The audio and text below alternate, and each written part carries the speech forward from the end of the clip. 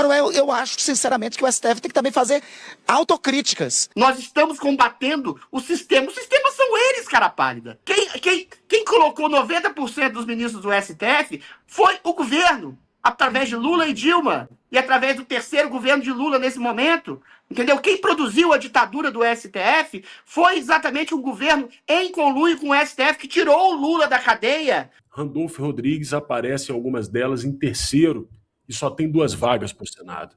Randolfo Rodrigues está fazendo um cálculo eleitoral desesperado e ele percebeu que, sendo esse subserviente a esse poder que fez tanta maldade, agora é a hora de reprogramar, exatamente como a Juliana falou.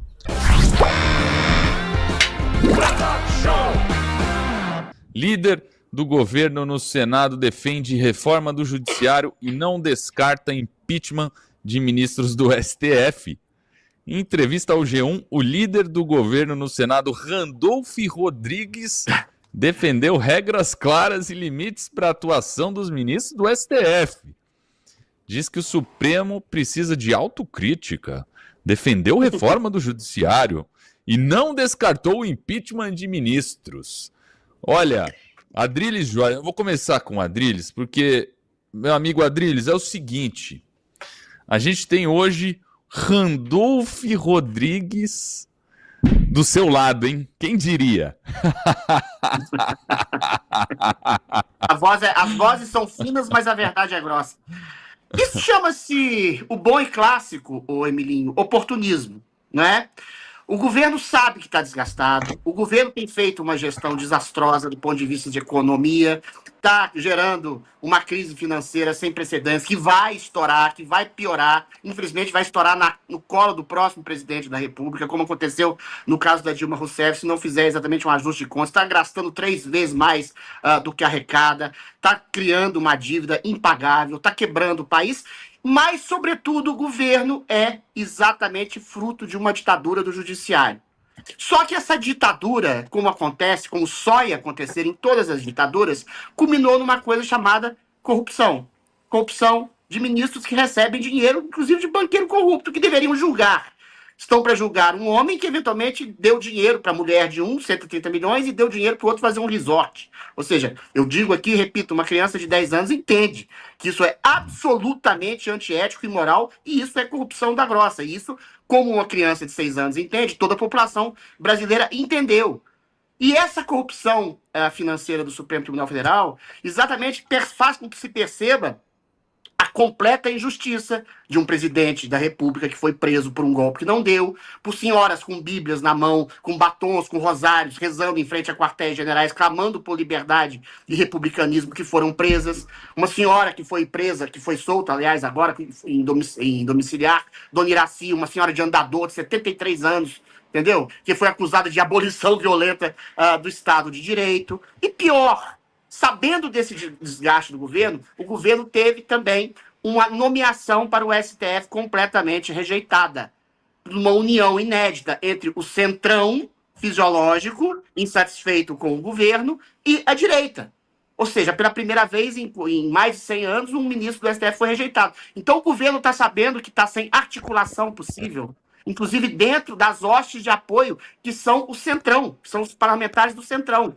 Então ele tenta acenar para a população de que o Supremo Tribunal Federal agiu fora dos seus limites, e inclusive, na voz da gralha cebosa lá do Randolfo Rodrigues, pode inclusive incutir na possibilidade do impeachment. É o governo, é a mesma tática do Lula quando diz, existe, a gente até vai falar dessa pauta mais tarde, nós estamos combatendo o sistema. Os sistemas são eles, cara pálida. Quem colocou 90% dos ministros do STF foi o governo, através de Lula e Dilma, e através do terceiro governo de Lula nesse momento, entendeu? Quem produziu a ditadura do STF foi exatamente um governo em conluio com o STF que tirou o Lula da cadeia e fez campanha para Lula tomar o poder para ser uma espécie de rainha da Inglaterra. Reina, mas não governa, quem governa são os 11 ministros.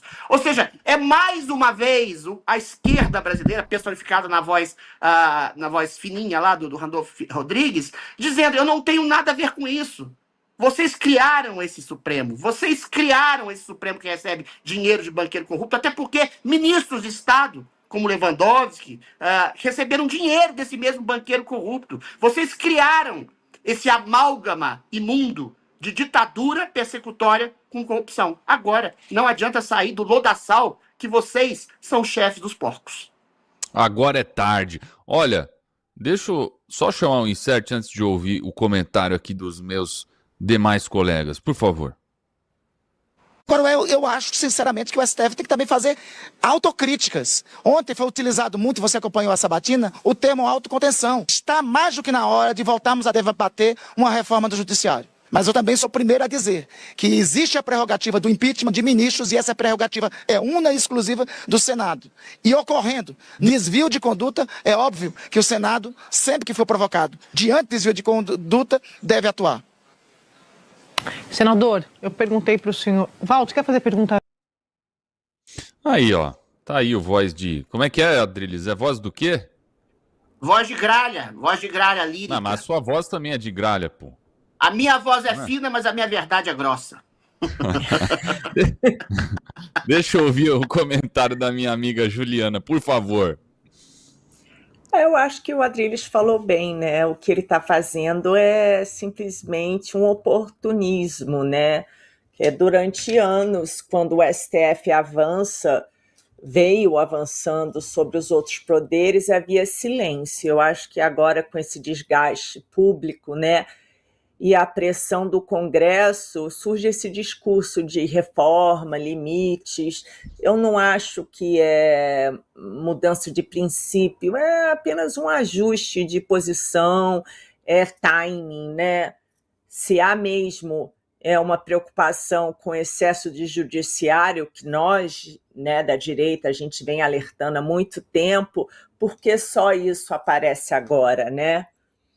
Onde estava essa defesa de limites quando decisões completamente polêmicas estavam sendo tomadas, alinhadas com o governo, né?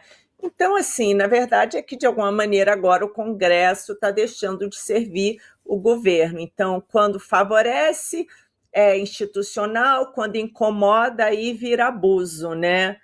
Isso não é um enfrentamento real do Supremo, eu acho que é uma sinalização.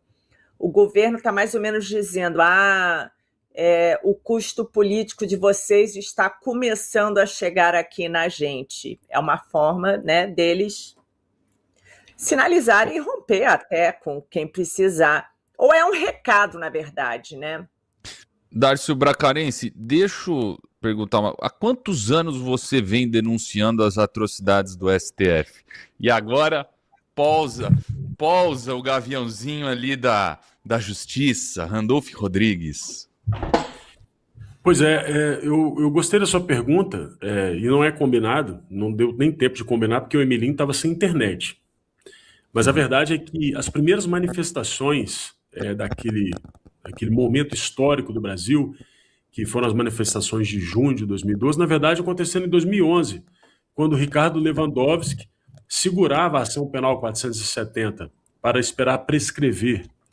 O presidente do Supremo era o Aires Brito, e ali vários manifestantes começaram a se organizar no Brasil inteiro para pressionar o STF pelo julgamento da ação penal 470, vulgo mensalão. O problema sempre existiu ali. Acontece que naquela época as pessoas não sabiam o nome dos ministros do Supremo.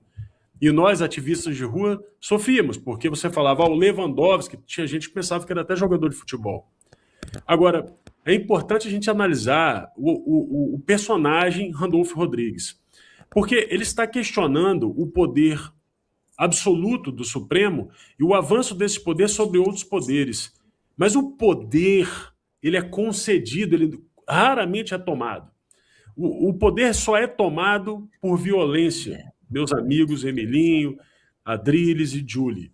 O poder concedido, o poder da subserviência, ele é o pior que existe. E quem contribuiu com isso? Eu respondo, Adriles Jorge. No governo Bolsonaro era muito comum do próprio Adriles Jorge pegar discussões que eram do Senado e judicializar utilizando o STF como tacape, uma vez que ele era de um partido que não tinha representatividade. Quem não lembra disso? Outro personagem, Fabiano Contarato, também senador. Ambos tiraram o poder do Senado e entregaram esse poder ao STF poder concedido. Agora, tem um pequeno detalhe. Ele não liga de ser pusilânime em relação ao Senado. Ele não liga de ser subserviente em relação ao STF. Eu não tenho dúvida nenhuma que Randolfo Rodrigues não tem preocupação nenhuma com os abusos de poder do STF. A preocupação de Randolfo Rodrigues nesse momento, e quando eu vi a pauta, eu falei, deixa eu dar uma olhada nas pesquisas do Amapá. Randolfo Rodrigues aparece em algumas delas em terceiro e só tem 2 vagas para o Senado. Randolfo Rodrigues está com um cálculo eleitoral desesperado e ele percebeu que, sendo esse subserviente a esse poder que fez tanta maldade, agora é a hora de reprogramar, exatamente como a Juliana falou.